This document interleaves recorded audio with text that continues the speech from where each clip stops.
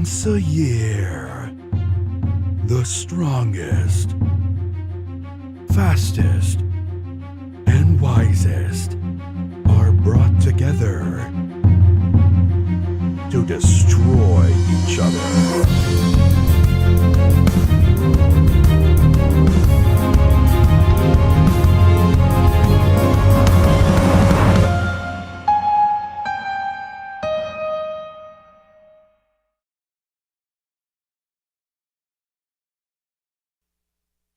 Welcome, folks, to the North American bracket for the R&D Invitational 2014.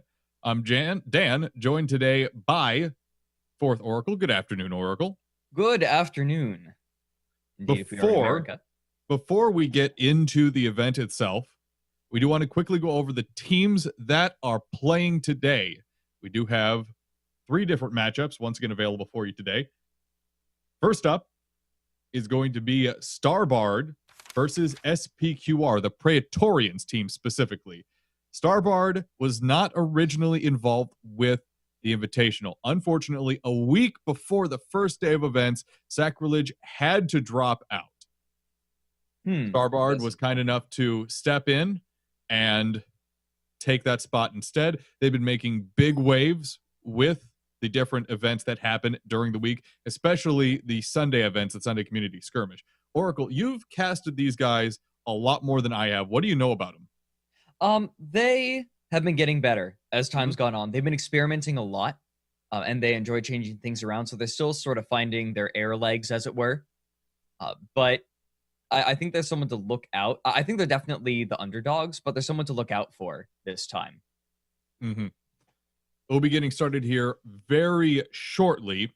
After that, by the way, Hydra versus Zill's Merry Men.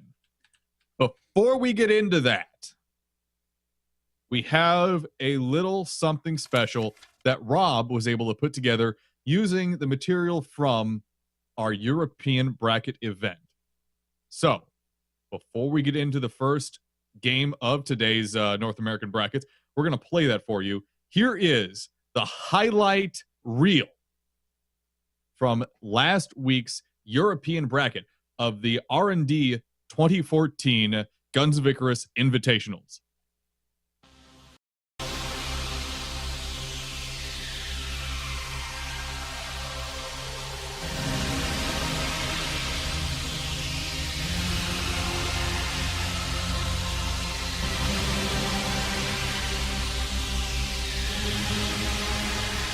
Once a year,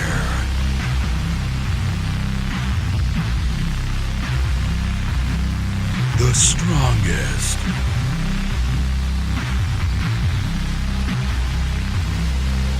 fastest,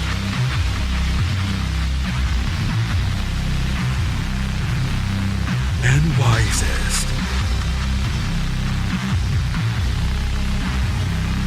are brought together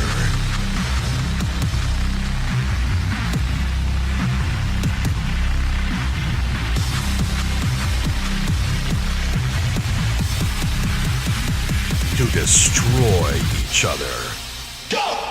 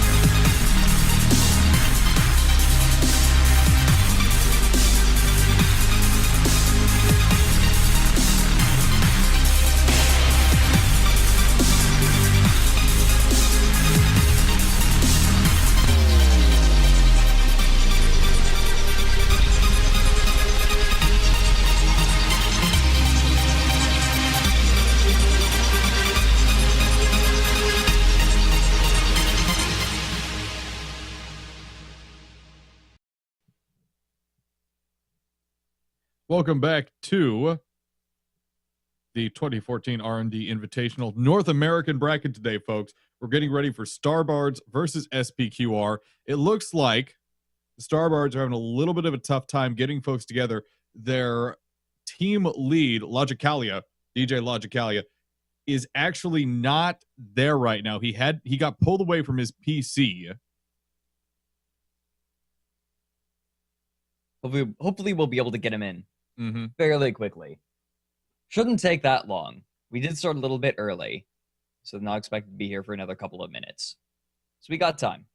They do have time. Once the StarBards get into the lobby, they will have 2 minutes. 2 minutes before all teams are required to ready up. Just to make sure things get going fairly smoothly. So I gotta ask, Dan, have you been watching the Sunday Community Skirmish? Yeah, you have been watching. You have been watching. I have not been watching it. I've been casting. You've been casting, yeah. But have you been watching my side of the bracket at all? No, I haven't had time. It's been really interesting. The meta has really been shaking up, and I wonder if that's actually going to come into play in the R&D Invitational for the North American bracket, because a lot of things have changed. Let's see. Today we do have StarBards versus SPQR. SPQR is probably not going to change things up that much, I imagine. I highly doubt it. They like their aggressive style. StarBards, like I said, though, they've been playing around with a lot of new things. And one thing we've been seeing in the Sunday Community Skirmish is the revival of the squid. Well, I guess the first wave of the squid. The squid has seen life lately, and that sounds really odd to say. Really odd to say. But the squid has seen fresh life lately. It's surprising, and it's always been with the same weapon on the side. There's always the Banshee on the starboard side.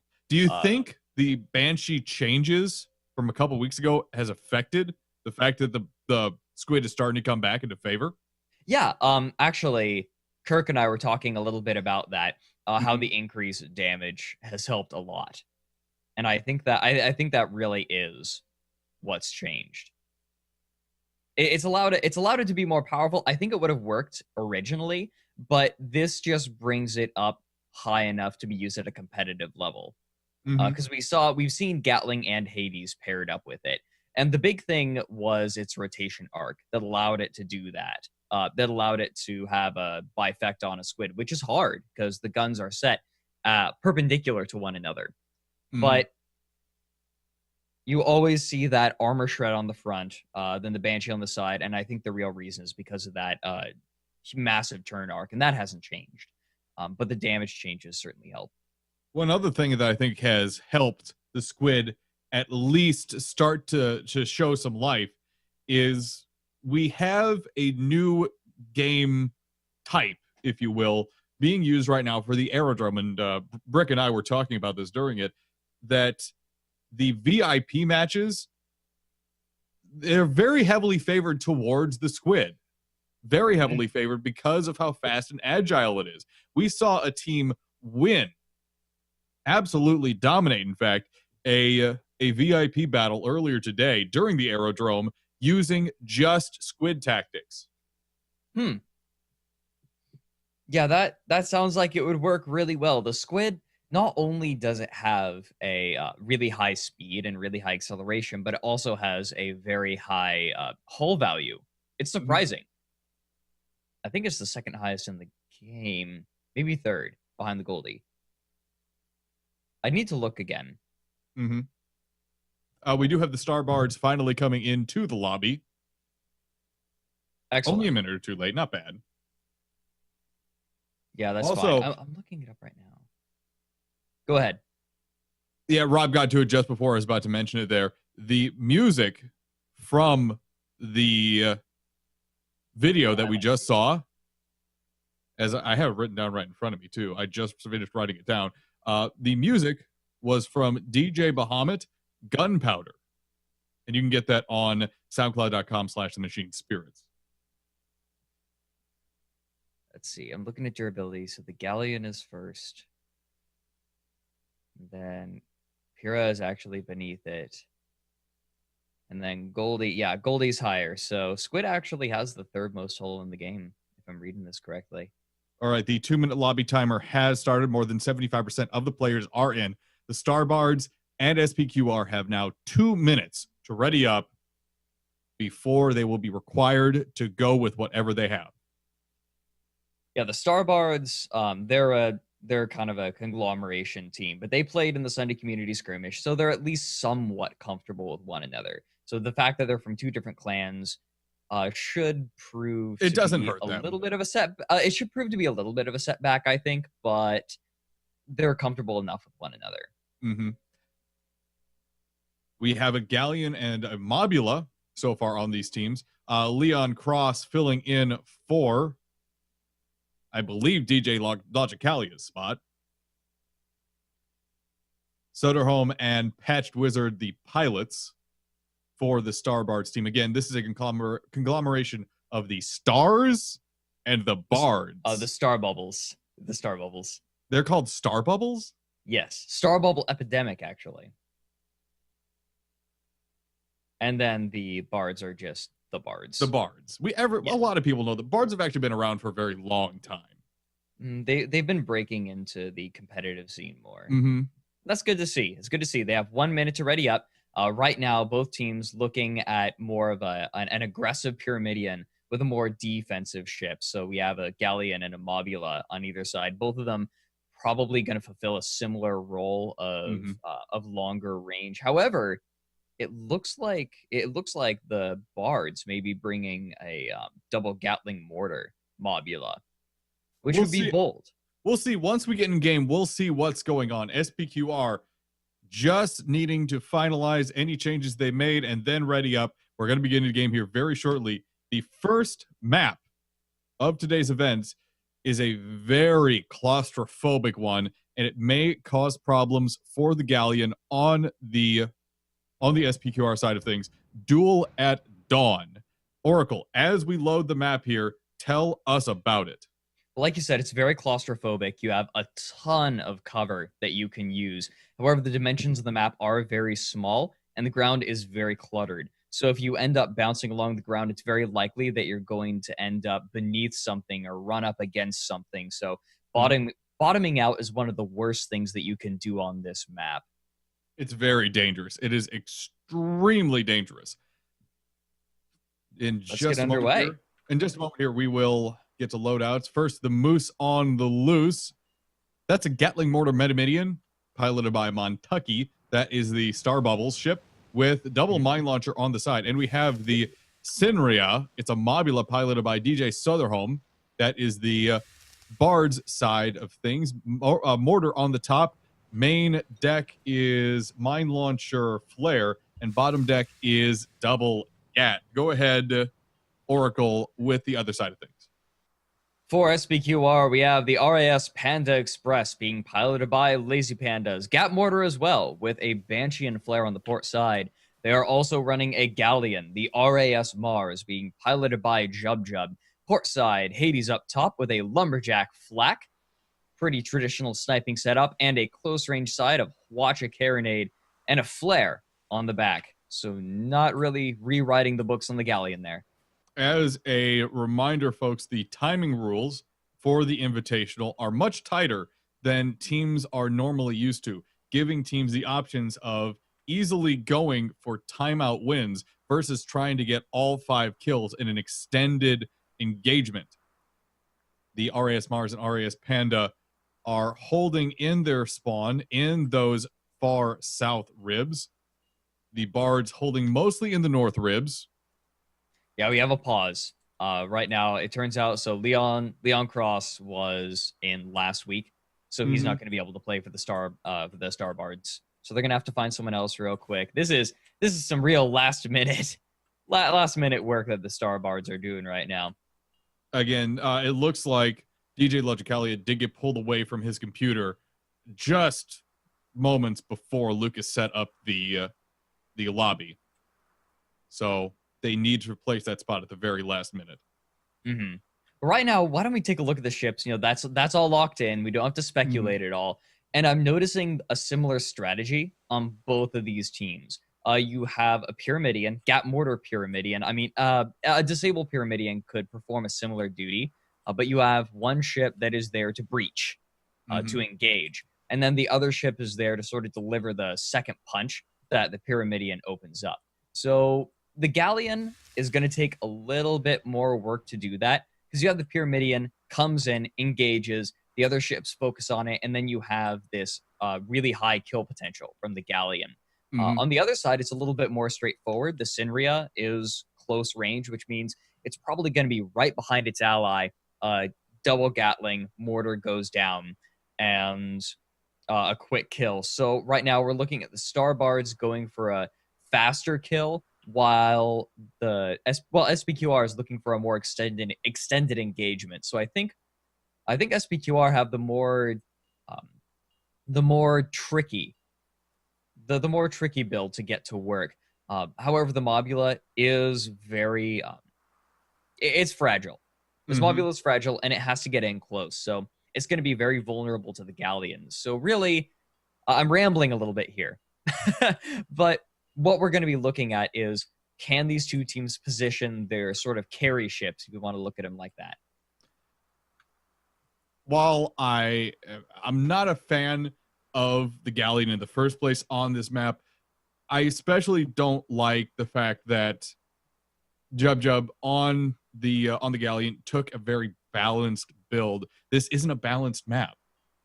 No. This isn't a map where long-range firepower can easily suppress an opponent. It just doesn't really happen on this map. We never see it. Engagements are always very close up, very dirty, very brawly, which is why I actually like what the Synria is doing. The double Gatling mortar on that ship combined with the Gat mortar on Moose on the Loose. That's 3 Gatlings, 2 mortars. That's enough hull strip, armor strip rather, and hull strip to easily and effectively take down even a Galleon. You're not suppressing weapons in the situation. You're just killing it off as fast as you can. I agree. I do like the Synria's build a little bit more. We've seen Mobulas on this map. They're tricky to run, but if the pilot is competent, then the vertical mobility is a huge boon. It allows you to get in close without having to worry as much about dropping down to the floor, because you're already dodging so much. It's difficult to pop the balloon. And the RAS Mars, I mean, let's think about their best case scenario here.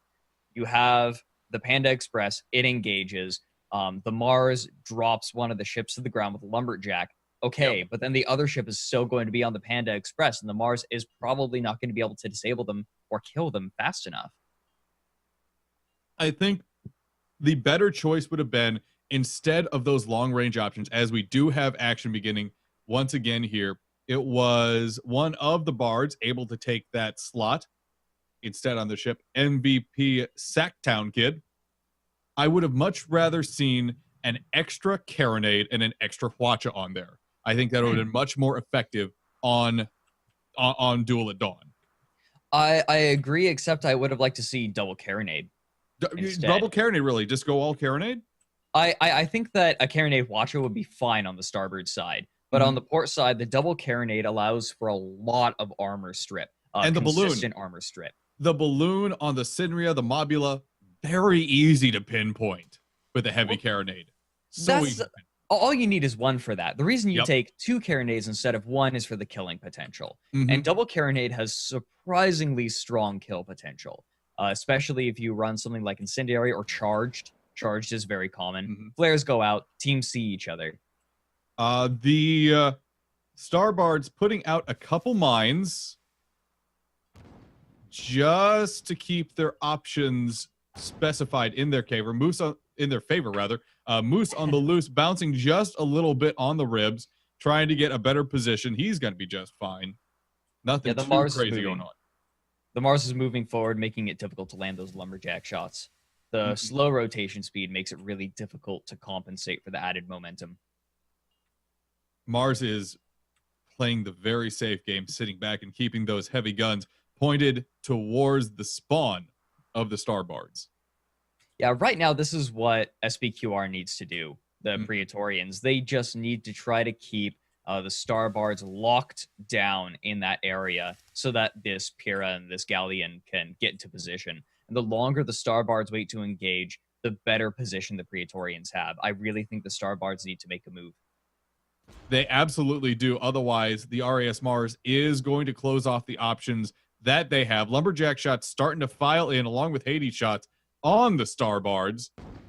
Moose on the loose taking just a single shot so far. A couple shots landing. Those Lumberjacks are starting to hit.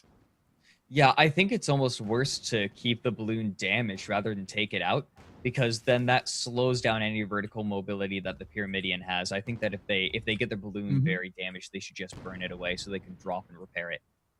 StarBard still playing very passively. Panda Express spotted as he's trying to move in to get a flank. They don't have Hydro. Moose on the Loose does not have Hydro. That does surprise me as on a Pyramidion. I It's usually dangerous. Yeah, I usually expect to see Hydro on a Pyramidion. It makes sense. Look at this. The Mars has come in, and it's got a shooting gallery. It's going to be so easy to land these shots. Lumberjack Here come shots. the first. Ooh, they're going for the Mobula, and that is the right target. Absolutely. Here comes the Panda Express from behind. This is such a good engagement for SBQR. The Sinria is dropping down. Armor's broken. First bounce takes out half of their hull. The mortars clean it up. Oh, the StarBard simply played too passively in this situation. They allowed SBQR to get better and better positions on them over the course of the few first minutes of this match. Yeah, but now the Moose on the Loose is finished. I don't think there's anything that can really be done for it. I imagine that they're gonna wait. The StarBards are gonna wait to spawn in. That would be the best choice available to them. This isn't the killing blow. No, they don't. But they spawn right in. Oh man, Sindri gets a really good spawn on the Mars. If they push forward and engage directly, the Mars oh no. Flak finished it off so quick. Sindria, either they need to get pressure on the Mars right now or they need to hide. But hide's not an option. Hide is not an option in this situation. They are spotted. I think they realize that. They're burning kerosene forward. Watcher comes out, goes into the balloon. Mostly into the balloon. That was...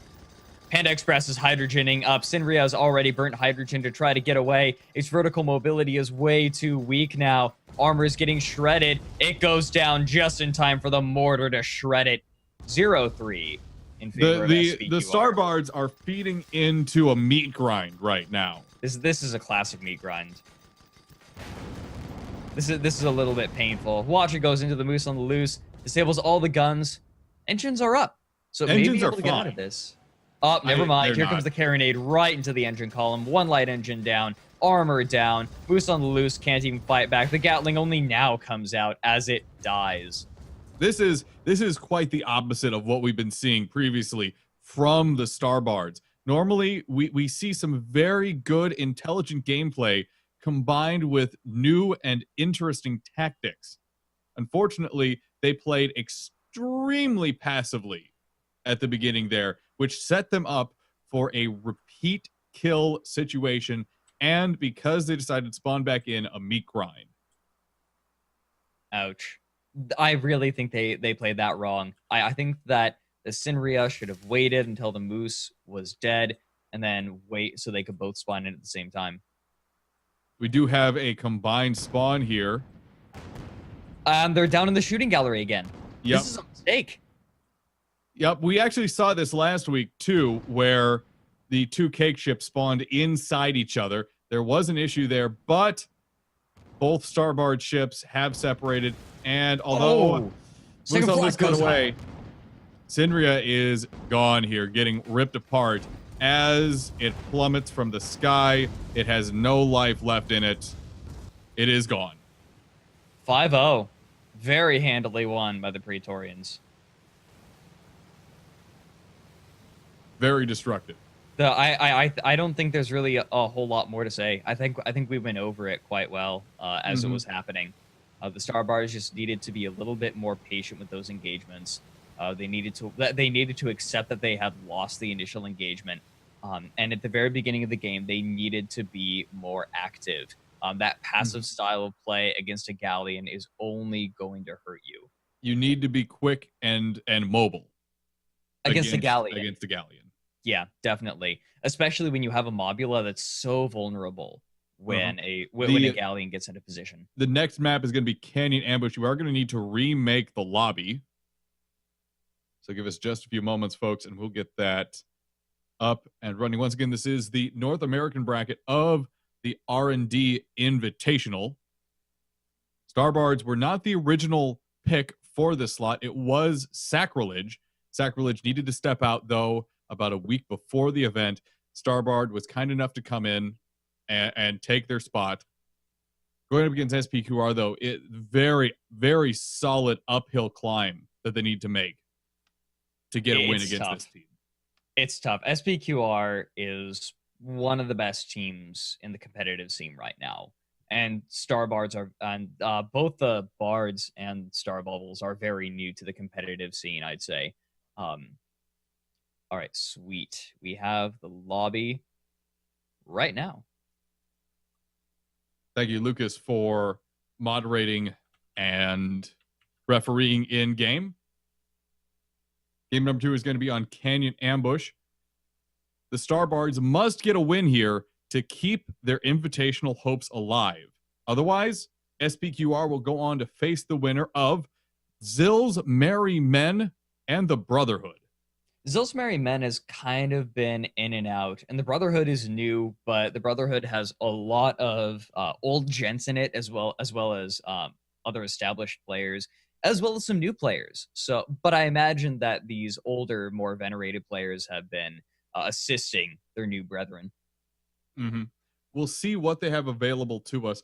During the aerodrome, for some reason, Byron really loves to take a junker with 2 mercs and 3 mine launchers. And I really hope he doesn't do that here because it doesn't work out well for him. No. Now, so the StarBards had a really hard time last game. I think we went over what went wrong pretty well. Dan, what do you think they can do in this next game? What should they change with their loadouts, or maybe even their play style? Honestly, I didn't mind their loadouts. Their loadouts themselves were fine. Mm-hmm. I felt they needed to use them appropriately, though. Normally, we see the StarBards being a little more aggressive, a little more focused, and feeling like they're having a little more fun with this event, with these events rather.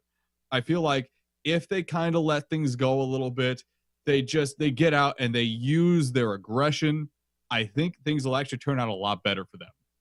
Mm-hmm. They really need to. Oh, are they really pulling a squid? That would be interesting, and it would force them into a different play style. Squids, it will, because that's an all-mine squid.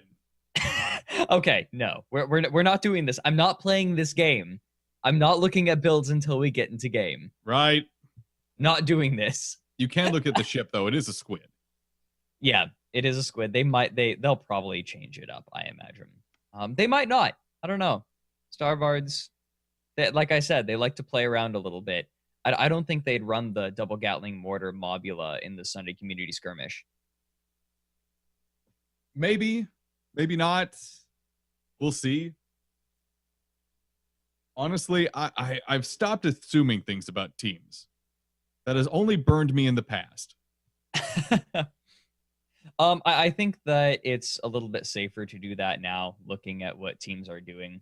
Though StarBards are kind of an unknown entity. SPQR's aggression is kind of it's something you can rely on. Mm-hmm. They love it, and it works. It works very well for them, and I think that they've translated that aggression into their Galleon play. It's always SPQR, while they haven't been ridiculously aggressive, they've always been focused. They've always been measured in what they do. They've always been very methodical about things that happen. And above all else, it seems like they tend to represent everything about what the actual SPQR or the Roman Senate and the Roman military was all about, which was you cannot break them. You can't make them panic. You can't make them scramble. They're always going to be measured and reasonable and focused. That's what they do every time. And I think that really is their edge. Consistency, you are absolutely right. Consistency is a major factor in SPQR's success over the last 6 months. Yeah, I agree. It's it when they were with Holy, it's part of what allowed them to take second. Mm-hmm. The only reason they took second is I think is because they hadn't seen a whole lot of competitive play before that. But now, like they feel much stronger, and I think that the Galleon really does sort of suit that SPQR mindset, where you form the ranks and you are not broken, and you are always attentive and aware, and you essentially rely on perfect positioning. We are We're waiting getting into for game. Uh-oh. He's gonna be Yeah. joining in just a moment, probably. SPQR is down a player, but I'm certain they're going to come back in here very shortly. Canyon Ambush is the map. Oracle, tell us about it. Canyon Ambush is really interesting, and in some ways, it's one of the most balanced maps. You have a decently high flight ceiling off to the south. You have very open area to the north and the south, but in the center, you have lots of clouds. You have lots of close quarters. So teams oftentimes will, when they want to get aggressive or they want a close range fight, they'll take the middle. Oracle, I'll let you start off the ship loadouts. Yeah, of course. For the StarBards, we have the epic MLG Swag Lord. They really did decide to take that squid. I don't understand. It's a squid being piloted by DJ Soderholm. Mine launchers. All mine launchers. They kept it. I think they're just playing now. And we also have the Slip and Scrub. Another squid being piloted by Montucky. I'm not going to comment on it. More mines. All mines. This is actually where the StarBards are the most dangerous, when they're just having fun. Yeah, when they're just messing around. They are ridiculously dangerous. On the other side of things, XX Ship X, piloted by Lazy Panda. Watch a fish rather on that. Ooh. With Gatling and a Carronade. And they kept the Galleon for this. Good choice, in my opinion, for a Canyon Ambush. I do actually really like the Galleon on Canyon Ambush. The RAS Mars, piloted by Jub, left-hand side. Lumberjack, Watcha. Gatling, back is a Flare. And the right-hand side, Watcha and Carronade. Kind of weird to take the Gatling alongside a Lumberjack. So they're going for... I think I see what they're doing. They're saying, we always have our port side facing you.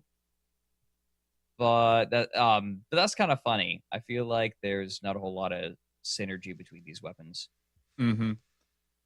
The StarBards are already all inside the SPQR's spawn on the very south. They just traded spots. Essentially, although I think these unorthodox tactics may not... Well, I can't say they're going to confuse SPQR, because that's extremely difficult. At this point, squids generally counter galleons in a sort of roundabout way, but I don't think mine launchers are going to be able to capitalize on that particularly well. They'd have to be absolutely on point. Yeah, every single mine is going to have to land, otherwise the galleon is going to have time to repair and get back into the fight. It's hard to keep an advantage over a galleon with a squid. Squids are so much faster, and you'd think that they'd just be able to take out galleons, but you mess up once. Here we go. First engagement. They see each other. These squids are throwing out mines. It looks like they're actually just trying to... Oh, my goodness! First one lands, but holy cow, that's a lot of damage into the MLG Swag Lord. RAS Mars rising up, looking for its own Watcher barrage into the Slip and Scrub. A lot of it goes into the balloon. Doesn't disable anything of note. Slip and Scrub is holding together here. MLG Swag Lord is almost entirely disabled. Oh my goodness. Mine hits going out all over the XX Ship X. RAS Mars is able to get some fire on the Slip and Scrub. Nothing is destroyed yet, though. Mines from the MLG Swag Lord coming in on the Mars. Hits everywhere. A bump from the Mars. Hits the Swag Lord back and shoots him far away, in fact. Here we go. Slip and Scrub gets a little bit too aggressive. Armor's down, takes a whole lot of hull damage from that Watcha. Mines, however, going out everywhere. Oh, no! Oh! The Slip and Scrub got caught between these two rock pillars and crushed itself. Oh, no. Well, it's going to be able to spawn in, because right now, this is rather uncommon. It's not as common, I'd say, to see a fight in the northern spawn, in the red spawn. But we're seeing it. So the squid might be able to come back right into the fight here. Watcher goes out. Oh, three That's a engines down. clean disable. Clean disable. That hurts. There we go. Armor down. Lumberjack going to the balloon. This poor squid is not looking great. They're the probably not gonna be long for this world, but Slip and Scrub is coming back in. All Tar not doing a whole lot, and I think they're gonna go for a ram into the wall. They're just gonna try to stomp him, and it's gonna work. Easy, easy. Once the squid loses its engines, it's probably going to go down. A squid without engines is usually a dead squid. And that Watcher burst from the RAS Mars that essentially sent them careening into this rock wall along with the goldfish was a very clean engine column sweep. Oh, goodness. Ow. All 4 engines down. This squid is coasting. It's coasting in a good direction, but it's not going to be difficult for a goldfish to follow. No, not at all. Not at all. MLG Swaglord spawns back in. Mine shots are going to be going out. If they didn't get disabled. Oh, no. Their engines are all out again. Yep. That's okay. So one of the major reasons why those Watcher shots are just so on point from the goldfish, that sprayer on that Watcher. Oh no, if one more Lumberjack lands, they're just going to ram him into the wall. MLG Swaglord gonna get sandwiched there. That is just brutal to watch. Now the Slip and Scrub's going to get out of here. This is a wipe. Yeah, getting some mine lays right behind the goldfish, but that's not going to do enough. Oh, there go the engines again. There go the everything. There go the everything. Grammar is a thing. For all intents and purposes. Dropping. Slip and Scrub just dropping now. They lose their balloon again. Watcher goes out. This may be the 4th kill. That's close. Oh, yeah. Gatling gets the kill. that was a quick Gatling burst to finish it off. Swaglord does spawn back in.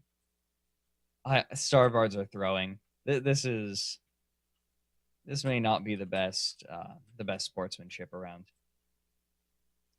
They were kind enough to fill in at the last minute. I understand their frustration. Unfortunately, they actually got the wrong time because the whoever I don't know who it was, but whoever was assigned to update the time for the invitational in game didn't update it from week 1, so it was still set to 1 p.m. Eastern. So they were given the wrong time on that. Oh, Slip and Scrub running. Ooh, they didn't bounce the wall. Okay, so right now they're just playing hooky, I guess. They're running for it. 4 minutes left. So they pretty much already lost. There we go. Engine column on the Slip and Scrub is down. Looks like the X ship coming in, getting balloon down on it. The X ship is. They're just waiting for the Watcher to line up. Yep. There we go. Armor's gonna drop. Watcher does. Yep. About half a hull. They ram. Doesn't quite take out ouch. MLG Swaglord hits their own mine as they careen straight into it. Oopsie daisy. Slip and Scrub still dropping. Mine goes out. Doesn't land. Watcher goes in. Ram. Oh, goodness. They're still alive. And I think this bounce is going to be Yeah, no, the bounce did it. Their armor was still down. They didn't even have time to get it up. Nope, not really. They were too worried about their engines. That's that. So, next best of 3 coming up right away. We have Zill's Merry Men versus the Brotherhood. Now, the Brotherhood may be a new name to the competitive scene as of 4 or 5 months ago at the very latest. However, there are some very old names in it. Very old names. Yeah, the founder is Byron Cavendish, one of the old guard of the Gents, who split away recently. That wasn't recent at this point. Like it I feels guess like not. we should say recently. It feels like that, yeah. I guess it was a couple of months ago. That was early summer. Really? Was that long ago? Yeah. It doesn't feel like that long ago. No, it doesn't. Well, we're gonna have them going up against Zill's Merry Men. Yep, Their we'll be team name back is Hydra. in. Like it. We'll be back in just a moment, folks. Don't go anywhere. You're watching the North American bracket of the R&D Invitationals right here on twitch.tv/The Rob and Dan Show.